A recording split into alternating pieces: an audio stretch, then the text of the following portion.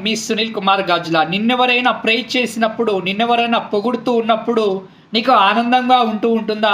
లేక నీ ముందు నీకిష్టం లేని వ్యక్తులని ఎవరైనా తిడుతున్నప్పుడు నీకు ఆనందంగా ఉంటుందా అని అనుకున్నప్పుడు, ఈ రోజుల్లో చాలామందికి తనని పొగిడినా, పొగడకపోయినా కానీ తనకిష్టం లేని వ్యక్తులని ఎవరైనా తన ముందు తిడుతూ ఉంటే చాలా ఆనందంగా ఫీల్ అవుతూ ఉంటారు. చాలా సంతోషంగా ఉంటారు.